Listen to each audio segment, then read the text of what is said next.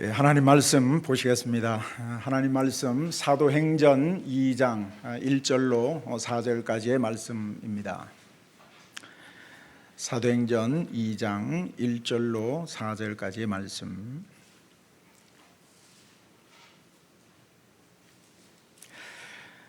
우리 한 목소리로 읽겠습니다. 오순절 날이 이미 이르매 그들이 다 같이 한 곳에 모였더니 홀련히 하늘로부터 급하고 강한 바람 같은 소리가 있어 그들이 앉은 온 집에 가득하며 마치 불의 혀처럼 갈라지는 것들이 그들에게 보여 각 사람 위에 하나씩 임하여 있더니 그들이 다 성령의 충만함을 받고 성령이 말하게 하심을 따라 다른 언어들로 말하기를 시작하니라. 아멘. 할렐루야. 축복된 주일 아침 하나님의 은혜와 평강이 우리 모두 가운데 함께 하시기를 소망합니다. 우리 옆 사람에게 그렇게 인사할까요? 하나님이 우리를 사랑하십니다. 하나님이 우리를 사랑하십니다. 하나님이 우리를 기뻐하십니다. 하나님이 우리를 기뻐하십니다. 하나님이 우리를 또 회복하실 것입니다. 하나님이 우리를 회복하실 것입니다. 아멘. 여러분 정말 그렇게 믿으십니까? 오늘 우리의 자리가 어떤 자리든 하나님께서 우리를 회복시켜 주시고 우리를 새롭게 하실 줄 믿습니다. 최근 들어서 저와 여러분에게 있어서 가장 필요한 은혜가 무엇일까? 가장 필요한 은혜가 무엇일까? 그것을 묵상하다가 보니까 참 깨닫게 해주신 단어가 있는데요, 그것은 바로 회복의 은혜였습니다. 회복의 은혜, 회복입니다. 자, 어떻습니까? 자, 회복은 원래의 상태를 원래의 상태로 되돌아가는 것을 말합니다. 원래의 상태를 되찾는 것을 말해요. 자, 마치 구약의 선지자들이 포로로 끌려갔던 이스라엘 백성들에게 구약의 선지자들이 선포합니다. 이제 때가 되매 너희들을 다시금 포로에서 돌아오게 할 것이다. 하나님의 선민으로서의 회복을, 그 지위를 하나님께서 다시금 되찾게 해 주실 것이다. 자, 또한 신약에서의 회복은 조금 전체적인 맥락은 똑같습니다만은 조금 다른 관점에서 보고 있는데, 자, 신약에서의 회복은 헬라어로 보니까 아포카타스타시스. 자, 그래서 이것은 빌린 것을 되돌려 주다는 거예요. 빌린 것을 되돌려 주다. 그리고 회복하다, 치유하다, 새롭게 하다, 그런 뜻이 있는데요. 자, 어쨌든 간절히 바라기는 오늘 예배하는 저와 여러분 모두가 지금 내가 어떤 위치에 있든 어떤 자리에 있든지 우리 모두가 다시금 일어나고 하나님께서 주시는 새 힘을 공급받아 다시금 일어나고 회복하는 은혜가 있기를 간절히 주님의 이름으로 축원합니다. 자, 그렇다면 회복은 어떻게 이루어지는 것일까? 그리고 회복의 주체는 누구일까? 그리고 회복할 때 어떤 현상들이 일어나는 것일까? 좀 이런 관점에서 오늘 말씀들을 좀 나누었으면 좋겠는데요. 자, 오늘 본문은 우리가 너무나도 익숙한 본문일 수 있습니다. 자, 예수님의 제자들이 어떻게 해서 회복되었을까 하는 것을 우리에게 잘 보여주고 있는데요. 자, 여러분, 예수님의 제자들이 어떤 자들이었습니까? 자, 예수님의 제자들을 보면 공통점이 있습니다. 하나같이 공통점이 있어요. 자, 예수님과 함께 다녔기 때문에, 예수님께서 특별히 지정하셨고 예수님께서 부르셨기 때문에 그들에게는 남다른, 보통 사람에게는 찾아볼 수 없는 남다른 탁월함이나 남다른 비범함이 있었을까 하는 것이죠. 어떻습니까? 그들에게 남다른 탁월함이 있었을까요? 자, 그래요. 12명의 제자들 중에는 어쩌면 오늘날 국회의원에 해당되어지는 산헤드린 공회원들이 한 사람쯤은 있었을까 없었을까요? 자, 종교 지도자였던 제사장 출신도 있었더라 없었더라? 자, 아니면 당시에 제대로 된 정식 교육을 받은 사람이 몇 사람이 있었더라? 자, 어때요? 있었어요 없었어요? 없었다는 거예요. 그나마 기껏 배운 것이라고는 뭐예요? 요즘 같으면 주일학교죠. 회당에서 기껏해야 배운 것이라고는 회당에서 성경 말씀을 듣고 성경 말씀을 배운 것이 아마 전부였을 것 같아요. 아주 단순한 사람, 아주 평범한 사람이었다는 것입니다. 오히려 12명의 제자들 중에서 여러분 어부 출신이 몇 명인지 아십니까? 12명의 제자 중에서 무려 7명씩이나 어부 출신들이었다는 겁니다. 7명의 어부 출신이에요. 그만큼 뭐예요? 가난하고 어쩌면 무지한 자들, 그런 자들이 예수님의 제자들이 12명이었다는 것이죠. 자, 이들은 3년 반 동안, 어쩌면 3년 이상을 예수님만을 의지하고 예수님만을 따라다녔던 자들이에요. 예수님과 함께 길을 걸었고 예수님과 함께 말씀을 나눴고 예수님과 함께 기적과 표적을 체험했던, 예수님과 함께 동고동락했던 자들입니다.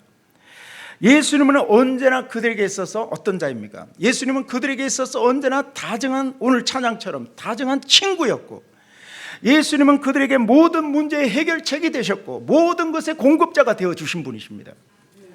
자, 그런데 어느 날 예수님께서 느닷없이 아주 충격적인 말씀을 하시죠. 제자들아, 내가 얼마 되지 않아서 이제 많은 고난을 당하게 될 것이다. 많은 고난을 당하게 될 것이고 장로들과 대제사장들과 서기관들에게 버림받을 것이고 그들로부터 죽임을 당하게 될 것이다. 죽임을 당하게 될 것이다. 그리고 그뿐만 아니라 3일이 지나면 나는 다시 살아나게 될 것이다. 자, 난데없이 예수님께서는 제자들에게 그런 말씀을 하십니다. 자, 죽으심에 대한 예고예요. 그 예고를 하시는데, 자, 그 말씀을 들은 제자들은 어떻습니까? 극심한 불안감과 극심한 두려움에 빠집니다. 그냥 패닉 상태에 빠져버리는 거예요. 자, 그뿐 아니에요. 예수님을 제일 가까이에서 따르던, 제일 열정이 있다고 칭찬받는, 제일 열정이 있었던 수제자 베드로에게도 주님께서 뭐라고 말씀하십니까? 자, 말씀 보세요. 누가복음 22장 34절입니다. 시작. 이르시되 베드로야, 내가 네게 말하노니 오늘 닭 울기 전에 네가 3번 나를 모른다고 부인하리라 하시니라. 베드로야, 너 나 3번 부인하게 될 것이다. 자, 이쯤 되자면 어떻습니까? 제자들의 이 불안감은 아주 극에 달합니다. 그냥 최고의 그냥 두려움에 빠집니다. 3년 반 동안 제자들에게 있어서 예수님이 어떤 분이십니까? 갈릴리 바다에서 풍랑이 일어나서 제자들이 어쩔 줄 몰라 할 때, 사력을 다해서 그 풍랑과 싸우고 있을 때 예수님께서 다가오셔서 그 풍랑을 잠잠케 해주시지 않았습니까? 베세다 언덕에서 정말 먹을 것이 없어서 그렇게 헤매고 있을 때 예수님께서는 오병이어를 가지고 5,000명을 먹이시지 않으셨습니까? 바리새인들에게 제자들이 정말 난데없이 정말 난감하게 인신공격을 받고 있을 때 예수님께서 나타나셔서 그들에게 언제나 놀라운 말씀으로 그들을 막아주셨잖아요. 제자들에게 있어서 예수님은 그야말로 모든 것이었습니다. 모든 치유와 기적의 현장 속에 예수님과 함께했던 제자들이 아닙니까? 그런데 그 예수님께서 뭐라고 말씀하십니까? 내가 이제 곧 죽을 것이다. 예수님께서 죽으시다니. 그뿐 아니라 우리가 하나같이 예수님을 부인하고, 베드로야 너 예수님을 부인하고, 우리도 하나같이 모두가 뿔뿔이 흩어져서 다 예수님을 배반하고 다 떠나가게 될 것이라는 겁니다. 이건 믿을 수가 없는 것입니다. 하지만 예수님은 낙심 중에 있었던 그들에게, 두려움과 불안감에 빠져 있었던 그들에게 나타나셔서 예수님께서는 뭐라고 말씀하십니까? 놀라운 선물을 약속하시는데요. 자, 요한복음 14장 말씀 16절 시작. 내가 아버지께 구하겠으니 그가 또 다른 보혜사를 너희에게 주사 영원토록 너희와 함께 있게 하리니 17절 그는 진리의 영이라. 세상은 능히 그를 받지 못하나니 이는 그를 보지도 못하고 알지도 못함이라. 그러나 그를 아나니 그는 너희와 함께 거하시며 또 너희 속에 계시겠음이라. 아멘. 자, 결국은 이 말씀 뭡니까? 나는 떠날 수 있겠지만, 나는 떠나가겠지만 대신 누구를 보내신다고요? 보혜사 성령입니다. 할렐루야. 보혜사 성령님을 보내시겠다. 보혜사 성령을 너에게 보내줄 것이고, 그분은 어떤 분이세요? 그분은 진리의 영이시고 그분은 영원토록 너희들과 함께 할 것이다. 아멘. 하지만 제자들은 안타깝게도 보혜사 성령님이 누구인지를 몰랐습니다. 그저 혼란 상태였습니다. 자, 그리고 얼마 뒤에죠, 예수님께서 이제 예루살렘으로 나귀를 타고 입성하십니다. 그때 제자들의 반응이 어때요? 그들은 신바람이 났습니다. 신이 났어요. 그러나 얼마 되지 않아서 예수님께서 예루살렘 성으로 입성하신 지 얼마 되지 않아서 예수님은 무기력하게 어쩌면 힘없이 군병들에게 붙잡혀 체포되시자 베드로는 예수님을 부인했고 대부분의 제자들은 이때 뿔뿔이 흩어져 버립니다. 자, 여러분 그들이 누구입니까? 예수님의 얼굴을 직접 본 자들이 아닙니까? 예수님의 그 말씀, 그 설교를 직접 들었던 자가 아닙니까? 기적의 현장에 그들도 동참했던 자가 아닙니까? 그런 자들이 예수님을 버렸다는 것은 어쩌면 배신 중에 그런 큰 배신이 있을 수 있을까요? 실패 중에 그런 큰 실패가 있을 수 있겠습니까? 그런 자들을 예수님께서 그런 자들을 부르셔서 제자로 삼으셨다는 것, 여러분 이것은 은혜 중에 가장 큰 은혜가 아니겠습니까? 그런 의미에서 오늘 저와 여러분, 오늘 우리 가운데 믿음에 실패한 적이 있으십니까? 넘어진 적이 있습니까? 여러분 괜찮습니다. 하나님은 이미 저와 여러분의 실패를 알고 계십니다. 이제부터 저와 여러분에게 있어서 필요한 것은 무엇일까? 그것은 다시금 주님의 손에 붙들림 받아져서 다시금 일어나는 것이고 다시금 주님의 손에 붙들리는 것입니다. 자, 이제 얼마 후에 말씀하신 대로 예수님께서는 십자가의 고난을 당하시고 십자가에서 돌아가십니다. 자, 예수님의 죽으심과 함께 제자들이 그동안 가졌던 예수님께 대한 비전도, 예수님께 대한 꿈도, 예수님과 함께하는 미래도 다 죽은 것 같아요. 하지만 십자가에서 죽으신 예수님은 말씀하신 대로 3일 만에 다시 살아나셨습니다. 그리고 40일 뒤에 하늘로 올라가시면서 제자들에게 뭐라고 말씀하십니까? 자, 사도행전 1장 말씀 4절 시작. 예루살렘을 떠나지 말고 내게서 들은 바 아버지께서 약속하신 것을 기다리라.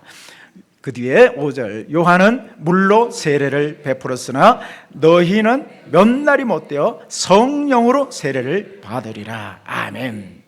자, 여러분 예수님께서 이 땅에 계시다가 40일 동안 이 땅에 계시다가 마지막으로 하늘로 올라가시면서 제자들에게 남기신 것이 어떤 것이냐는 것입니다. 무슨 많은 재물을 남기셨거나 어쩌면 탁월한 비법이 담긴 책을 남기셨거나 아니면 어떤 능력을 남기셨고 어떤 그런 방법을 남기셨고 그런 것이 아니죠. 자, 예수님께서 남기신 것은 무엇입니까? 너희는 몇 날이 못되어 무엇으로 세례를 받으리라? 성령으로 세례를 받으리라. 아멘. 성령의 세례를 받으리라. 제자들은 예수님의 말씀에 순종해서 마가의 다락방에 모여서 전혀 기도에 힘썼죠. 오로지 기도에 힘을 씁니다. 그들은 120명의 성도들과 함께 모여 전혀 말씀을 따라 성령 받기를 위해서 오직 기도에 집중하죠. 자, 이제 열흘쯤 되었을까요? 어떤 일이 일어납니까? 열흘쯤 되자 드디어 하늘 문이 열려지고 하늘로부터 호련히 급하고 강한 바람 같은 성령님께서 충만히 임재하여 주신 줄 믿습니다. 제자들은 그럼 열흘 동안 무엇을 위해 기도했을까요? 열흘 동안 무엇을 위해서 기도했을까요? 아마도 그들은 철저하게 주님 앞에 잘못되었던 자신의 죄를 회개했을 것입니다. 주여, 내가 이러한 허물이 있습니다. 이러한 실수가 있습니다. 이러한 죄가 있습니다. 주여, 나를 용서하여 주옵소서. 성령님은 어떤 영이세요? 거룩의 영이십니다. 죄가 덕지덕지 붙은 그 10년 가운데 성령께서 임하실 수가 없다는 거예요. 그러나 철저히 내 자신을 회개하고 내 자신을 성찰하고 내 자신의 죄를 주님께 맡기고 회개하는 자에게 깨끗하고 거룩한 심령, 성결한 심령 가운데 성령께서 강력히 임하여 주실 줄 믿습니다. 그래서 성령님 기름 부어달라고, 자신의 죄를 철저하게 회개하고, 그리고 성령님 기름 부어달라고, 성령님 충만히 이곳 가운데 임재하여 달라고 그렇게 기도했지 않겠습니까? 자, 그런데 이러한 때 꼭 필요한 것이 있습니다. 이러한 때 꼭 필요한 것, 가장 필요한 것, 그게 뭘까요? 여러분, 성령님을 갈망하는 것입니다. 성령님을 사모하는 것입니다. 왜 그럴까요? 이사야 44장 말씀 볼까요? 3절 시작. 나는 목마른 자에게 물을 주며 마른 땅에 시내가 흐르게 하며 나의 영을 내 자손에게 부어주리니. 아멘. 잘 보세요. 나는 누구에게 물을 줘요? 물은 성령님을 가리켜요. 누구에게 물을 줘요? 목마른 자입니다. 오늘 여러분은 어떻습니까? 오늘 예배하는 우리 모두가 어떤 마음으로 주님의 은혜와 특별히 성령님의 기름 부으심에 대해서 여러분은 어떤 마음을 가지고 계십니까? 정말 성령님 목말라 하고 있고 사모하고 있고 갈망하고 있는가 하는 겁니다. 그러한 자에게 성령님을 부어주신다고 약속하십니다. 그리고 요한복음 7장 37절입니다. 시작. 누구든지 목마르거든 내게로 와서 마시라. 38절. 나를 믿는 자는 성경의 이름과 같이 그 배에서 생수의 강이 흘러나오리라 하시니. 아멘. 아멘. 자, 어떤 자가 내게로 와서 마시라고 했습니까? 누구든지 어떤 자, 목마른 자입니다. 목마른 자. 목마른 자. 그런 자는 그 배에서 무엇이 흘러나온다? 생수의 강이 흘러나오리라. 할렐루야.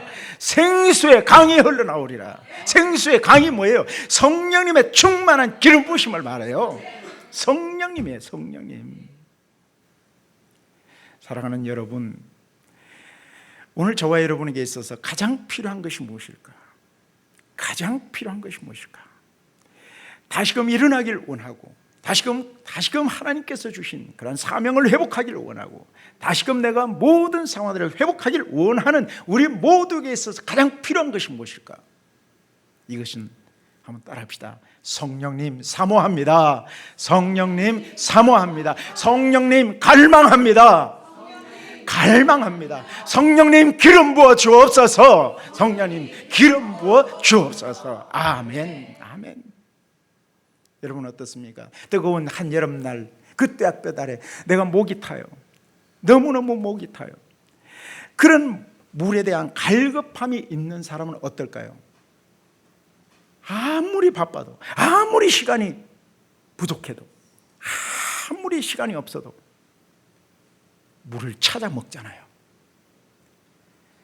목이 타고 정말 물 한 모금 먹지 않으면 죽을 것 같은데 내일 먹지 뭐. 그런 사람 혹시 있습니까? 내일 먹지 뭐. 아니면 다음에 먹지 뭐. 그런 사람이 있습니까? 목이 타서 정말 죽을 것 같은 그런 상황에 있는 사람은 아무리 바빠도 아무리 급한 일이 있어도 아무리 상황이 어떠하든지 물부터 찾습니다. 마찬가지입니다. 그렇다면 오늘 저와 여러분 성령님에 대한 갈급함이 오늘 저와 여러분에게 어떠한지요? 우리 자신들을 살펴보셔야 됩니다. 성령님, 내가 다른 어떤 것보다 성령님을 갈망합니다. 성령님 도와주옵소서. 성령님 기름 부어 주옵소서. 충만하게 하옵소서. 기름 부음이 넘쳐나게 하여 주옵소서. 나의 이 목마름을 채워주시옵소서. 내 배에서 생수의 강이 흘러넘치게 하여 주옵소서. 그렇기 때문에 여러분 성령 충만에 대한 최대의 걸림돌, 최대의 장애물이 있다면 뭘까요? 여러분 이 상태에서 이대로 만족하는 거예요. 이쯤이면 됐지 뭐. 이쯤이면 됐지 뭐. 이 정도면 됐어요. 이 정도면 만족해요. 이 정도면 괜찮은 거죠. 아니에요, 여러분. 오늘 정말 저와 여러분 가운데 이러한 갈망과 갈급함과 사모함의 회복이 일어났으면 좋겠어요. 그 은혜가 필요합니다, 우리에게. 자, 그렇다면 좀 더 구체적으로 제자들은 성령의 충만함, 자, 뿔뿔이 흩어졌던 제자들, 겁쟁이처럼 도망갔던 그 제자들, 그러면 어떻게 회복되었을까? 자, 어떻게 회복됐죠? 자, 이 예수님의 제자들은 말씀대로 간절히 기도하죠. 자, 그랬더니 어떤 일이 일어납니까? 사도행전 2장 4절. 자, 시작. 그들이 다 성령의 충만함을 받고 성령이 말하게 하심을 따라 다른 언어들로 말하기를 시작하니라. 아멘. 자, 그들의 회복의 비결은 뭐죠? 바로 그거예요.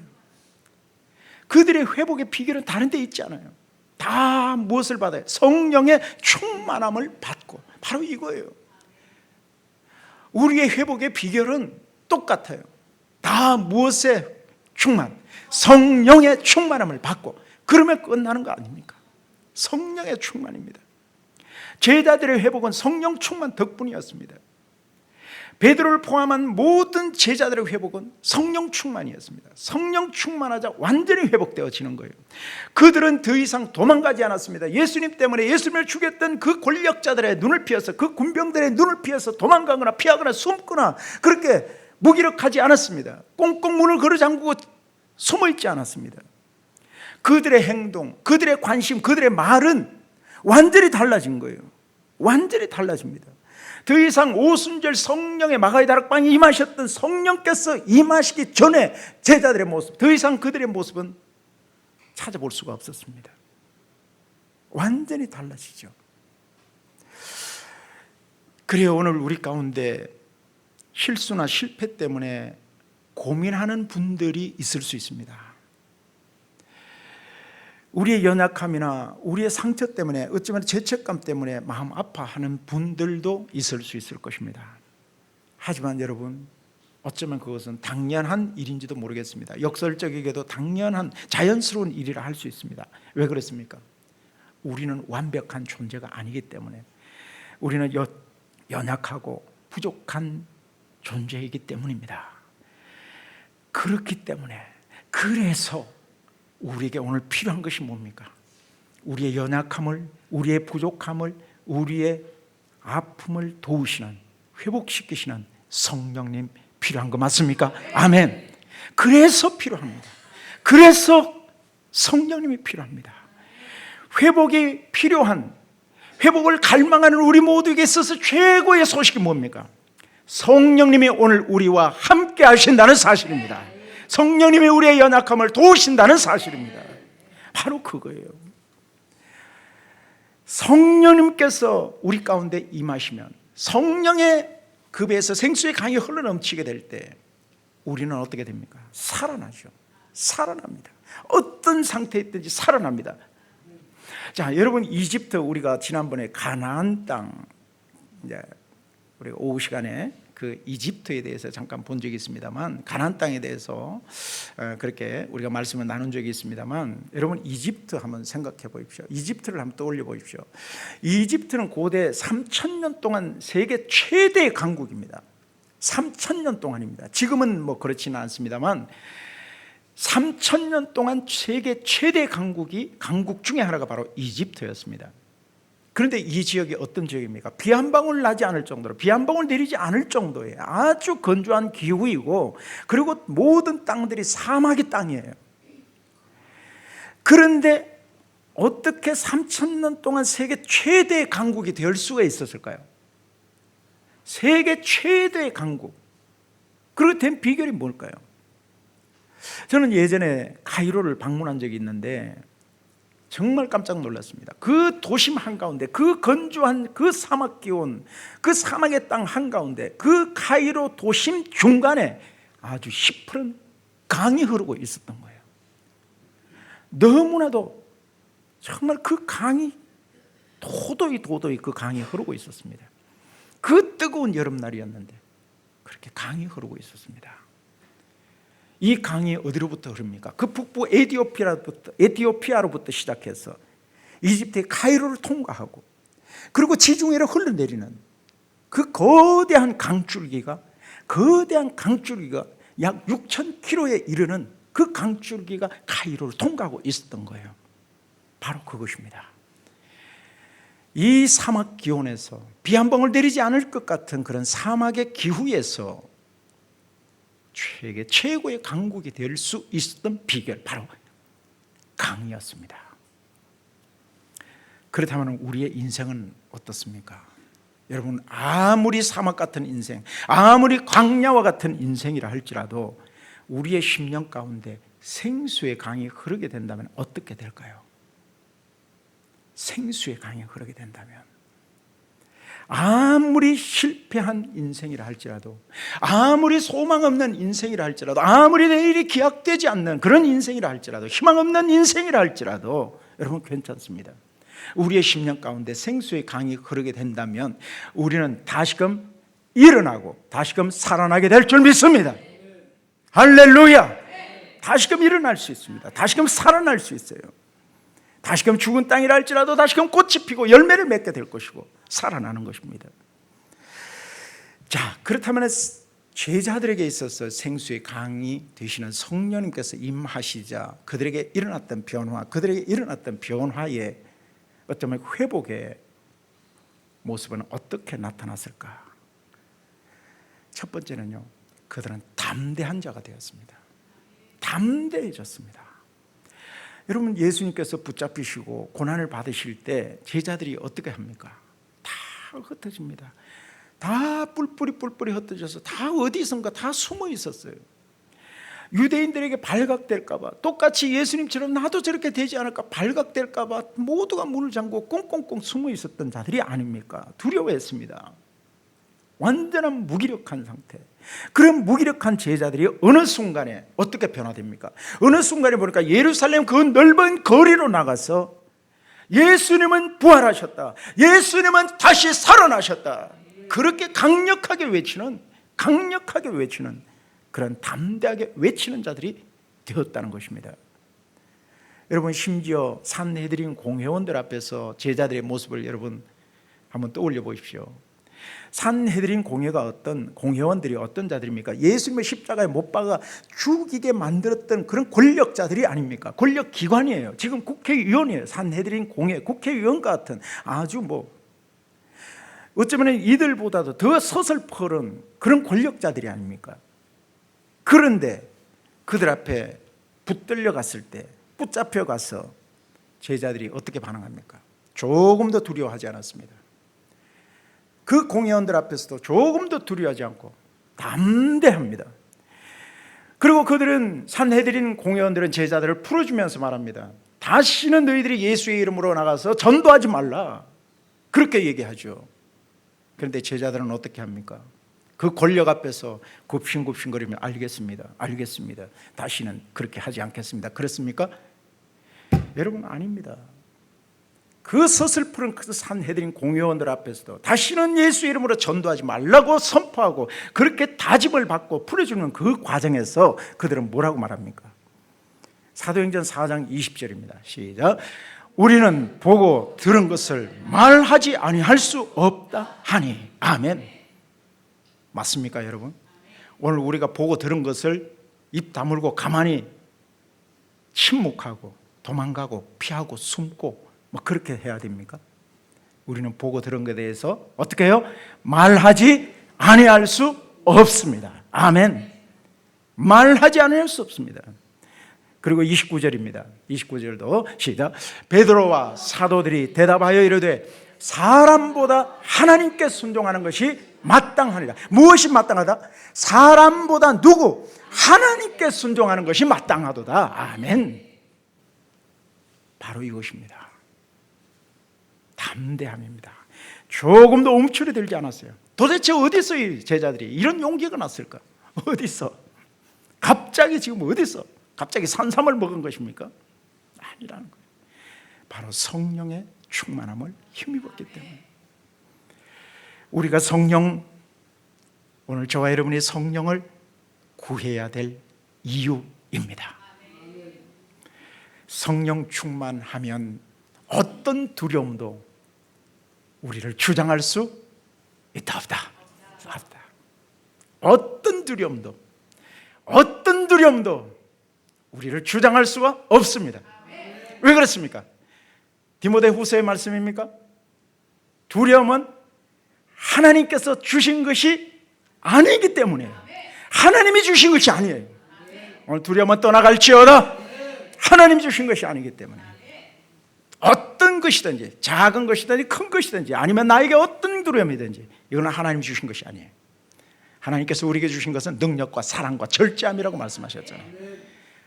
오늘 두려움, 어떤 두려움이든 작은 두려움이든 큰 두려움이든 어떤 두려움이든 우리에게 있다면 오늘 성령의 능력으로 이겨낼 수 있기를 축복합니다. 성령님은 우리에게 있는 두려움은 주님께서 주신 것이 아니기 때문에.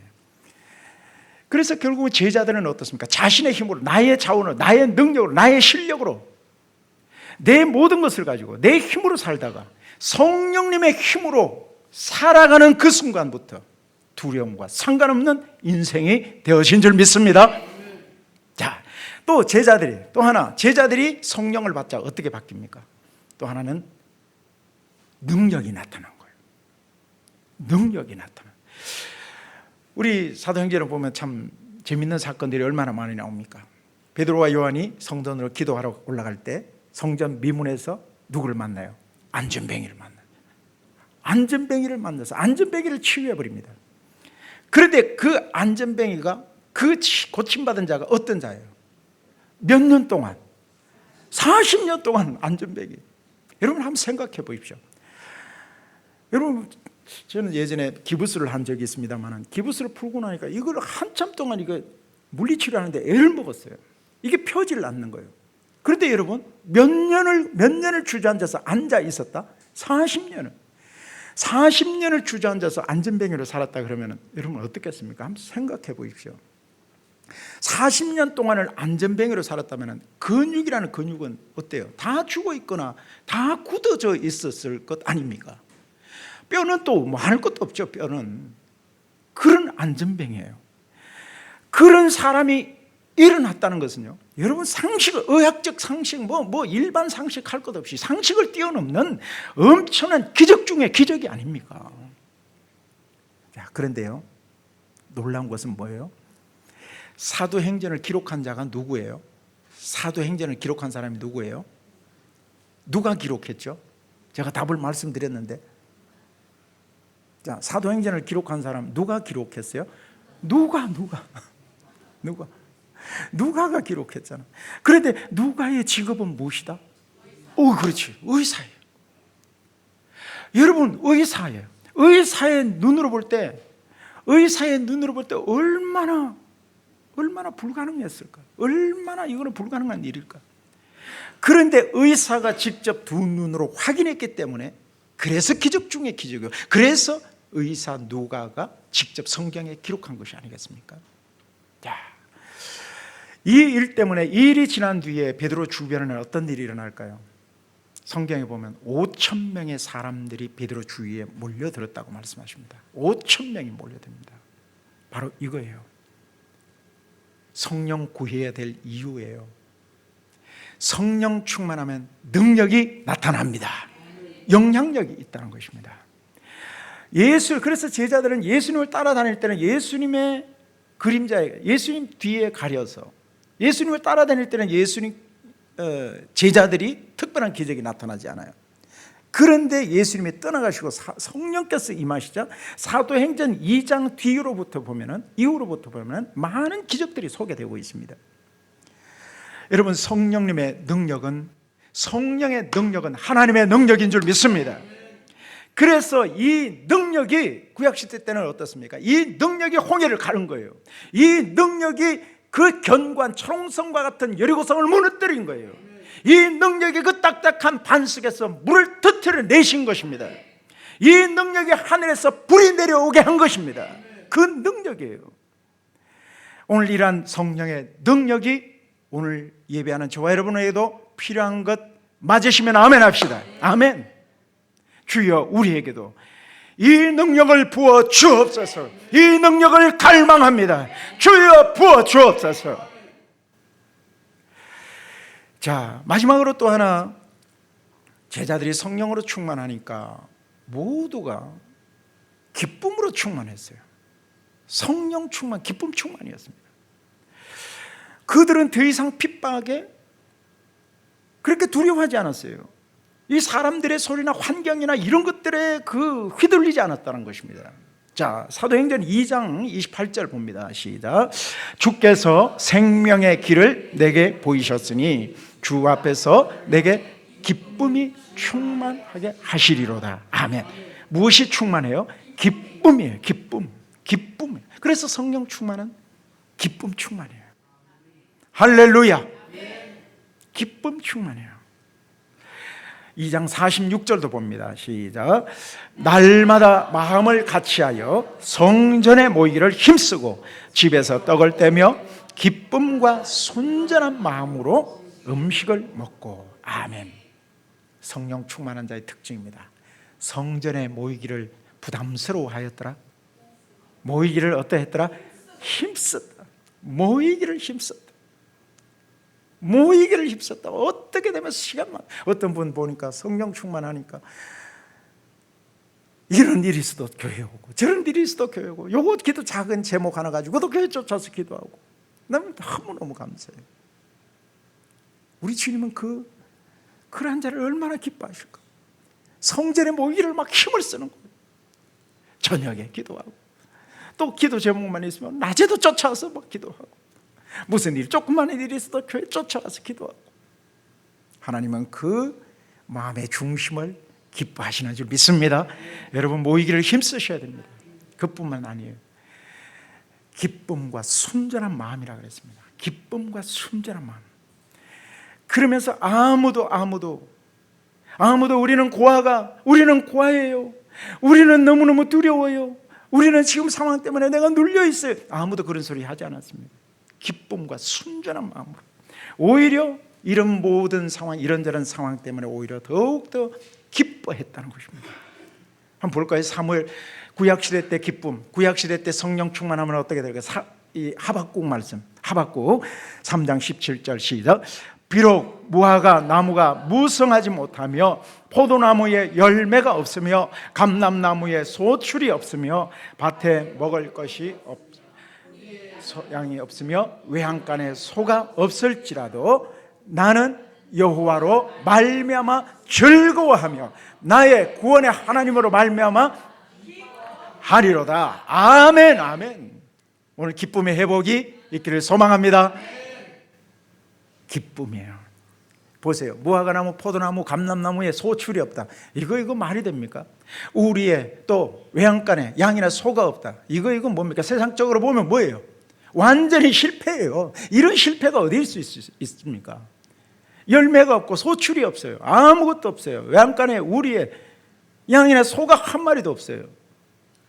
완전히 그냥 실패예요. 완전히 그거는 엄청난 실패가 아닙니까? 망하는 일 아닙니까? 그럼에도 불구하고 나는 여호와로 말미암아 어떻게 한다? 즐거워하고 구원의 하나님을 말미암아 따라합시다. 기뻐하리로다. 기뻐하리로다. 아멘, 아멘. 기뻐합시다. 그것은, 그렇게 할 수 있는 비결은 성령의 능력, 성령 충만 받는 길입니다. 성령의 기름 부으심이 임할 때 기뻐하는 거예요. 제가 지난주에도 보니까 이분은 참 충만하구나. 여러 가지 상황들이 정말 사방으로 우겨싸움을 당하는 상황 같은 그런 우겨싸움을 당하는 상태임에도 불구하고 저 같으면 참 한숨 지을 것 같은데, 그런데 이분은 이렇게 기뻐하는 거예요. 기뻐하면서 믿음으로 선포하고 하나님은 살아계십니다, 하나님이 하실 것입니다, 그러면서 기뻐하더라고요. 하나님은 반드시 그러한 자를 크게 쓰실 줄 믿습니다. 오늘 믿음으로 기뻐하는 자를 하나님이 주목하시고 그러한 자를 통해서 하나님의 새 역사를 써내려가시게 하실 줄 믿습니다. 오늘 저와 여러분, 오늘 주님께서는 이 세상에 단 한 명밖에 없으신 저와 여러분을, 그런 소중한 인생을 내 힘으로, 내 자원으로, 내 실력으로 살지 않기를 원하십니다. 그것은 내가 너희와 영원토록 함께하리라, 우리와 함께하시는 그 성령님을 인정하고 그 성령님의 인도하심을 받으며 살기를 원하십니다. 그러한 자는 탁월한 인생이 되어집니다. 얘기 하나 하고 말씀 마칩니다. 미국 텍사스 주에 가면 예이치풀이라는 아주 유명한 유전이 있어요. 기름이 나는 유전입니다. 예이치풀이는, 이 예이치 주인이 예이치신데, 자, 이분이 근데 목장을 운영하는데 이 부채에 시달려서 뭐 꼼짝 없습니다. 그래서 급기야 부채를 제때 갚지 못해서 목장을 이제 경매에 넘기고 목장을 잃을 그런 처지에, 아주 그런 막다른 골목에, 그런 위기에 처합니다. 그리고 그뿐만 아니라 가족들의 이 의식주 문제까지도 해결하지 못하고 정부의 보조금으로, 그 얼마 되지 않은 정부의 보조금으로 근근히 살아가야만 했던 그런 자가 있었습니다. 그런 분이에요. 그런데 어느 날이었습니다. 한 석유 회사에서 지질 조사팀이 나와서 이 예이치 씨에게 다가온 거예요. 자, 그러면서 얘기를 합니다. 당신의 목장에 석유가 매장되어 있을지도 모르겠습니다. 석유가 매장되어 있을 수도 있으니 우리 지질 조사팀에 좀 이런 조사할 수 있도록 좀 허가를 해 주십시오. 자, 그래서 이 H씨는 아무런 생각 없이 그냥 허가를 해 주었습니다. 별 기대 없이 계약을 했는데, 자, 여러분 어떻게 되는지 아십니까? 그 자신의 농장, 이제 곧 경매에 넘어가고 이제 곧 넘어갈, 채무자에게, 이 채권자에게 넘어갈 그 목장, 그 농장에서 유전이 발견된 거예요. 유전이 발견되고 석유가 쏟아진 겁니다. 그런데 여러분 놀라지 마십시오. 그 유전에서 하루에 얼마나 석유가 쏟아졌냐면 8만 배럴이에요. 8만 배럴. 아마 상상이 안 되실 것 같아요. 금액으로 환산하니까 250만 달러입니다. 250만 달러 얼마일까요? 우리 돈으로 환산하니까 30억이에요. 그 30억에 해당되어지는 석유가 한 달에 그렇게 쏟아져요? 하루에 30억이 되는 석유가 펑펑 쏟아지는 거예요. 8만 배럴의 석유가, 원유가 쏟아지는 거예요. 자, 이분은 하루아침에 어마어마한 부자가 됩니다. 자, 여러분 이 목장주 H씨는 어떤 분이었습니까? 정부의 보조금으로 근근히 살아가는, 이제 목장도 곧 경매에 넘어갈 만한 그런 분이 아니었습니까? 그런 직전에 그런 자인데, 그런데 여러분 이분의 문제가 뭡니까? 자신의 목장에 무엇이 흐르고 있었어요? 석유가 흐르고 있었다는 거예요. 석유가 흐르고 있었던 것을 알았어요? 몰랐어요? 몰랐다는 것입니다. 바로 이겁니다. 여러분 마찬가지예요. 오늘 저와 여러분의 문제가 무엇일까요? 오늘 저와 여러분의 문제가 무엇일까요?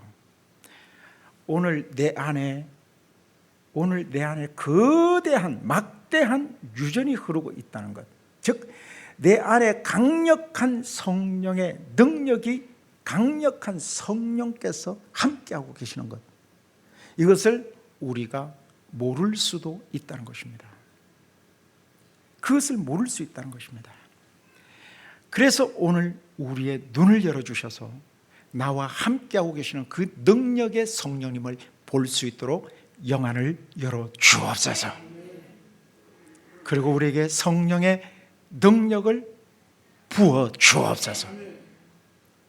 오늘 우리에게 부족한 것이 있다면 그 부족함이 무엇일까요? 나는 돈이 없어요, 나는 실력이 없어요. 아니에요. 오늘 우리에게 부족한 것은 성령 충만하지 못한 것이 아니겠습니까? 이제 여러분 성령 충만 더 이상 미루지 맙시다. 지난주 때 말씀 나누었던 것처럼 구하고 찾고 두드리는 일에 있어서 성령 충만도 똑같이 적용되어집니다. 다시금 성령 구하셔서 회복을 주시고 탁월한 인생으로 빚어주시는 성령님, 우리의 연약함을 도우시는 성령님을 만나서 탁월한 인생으로 다시금 일어나고 회복하는 은혜가 있기를 주님의 이름으로 축원합니다. 축원합니다.